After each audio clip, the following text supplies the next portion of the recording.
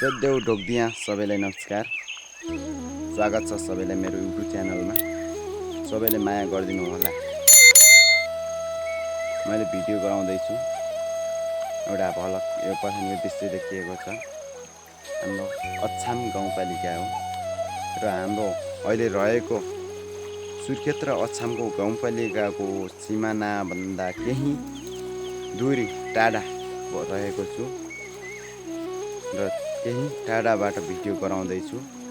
यताको तस्बिर देखिएको हाम्रो सुर्खेत जिल्ला हो र ऊ पछाडि मेरो सिधै पछाडिको कालो अल्लीमा देखिएको अछाम हो। सबैले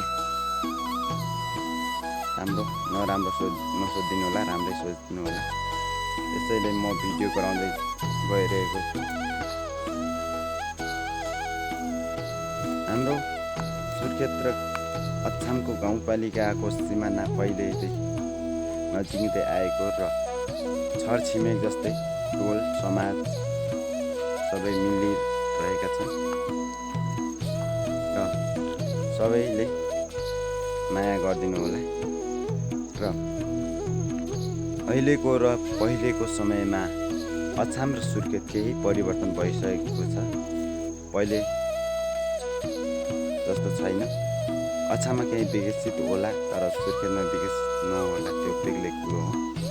अहिले अछाम कर्णालीले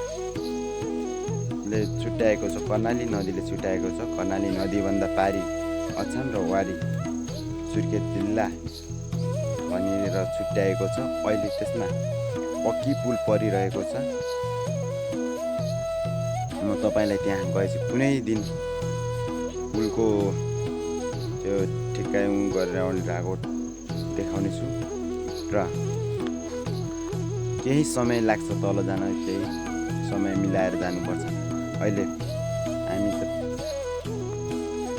त्यही 1000 किलोमिटर माथि छ। तल गएपछि कर्णाली नदी, त्यहाँका माछा, चिसो पानी त्यहाँको बेग्लै नै हुन्छ। त्यहाँ गएपछि पुरानो एउटा पुल छ, ढुङ्गिले पुल जस्तो छ, त्यहाँबाट तरेर हामी जान्छौँ। त्यहाँको रमाइलो कार्यक्रमहरू हेरेर आउने, त्यहाँकोले आएर यहाँ हेर्ने गर्छ। पहिले जस्तो छैन। अछाम र नेगेटिभ नसोचिदिनु होला। अछाम र सुर्खेत धेरै मिलेर धेरै ठाउँहरू विकसित गर्ने र धेरै सिमानाहरू पार गर्ने र धेरै कुराहरूमा सहमत हुने र हाम्रो अहिले पक्की पुल परिरहेको छ। केही समयपछि बन्दैछ र यो अबको केही महिनापछि काम सुरु हुँदैछ। कसैले काम गर्न चाहनुहुन्छ भने आइदिनु होला।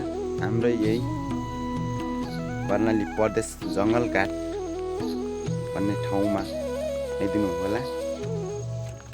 सम्पर्क नम्बर पनि छोड्नेछु र केही समयमा हुनेछ, केही समयमा स्थगित गरिएको हो, केही समयमा सञ्चालन हुँदैछ। त्यही पनि कर्णाली प्रदेशले कसले माया गर्ने गर्छ कमेन्ट पनि गर्नुहोला, लाइक सेयर गर्न नभुल्नु होला। युट्युब च्यानल पनि सब्सक्राइब गरिदिनु होला।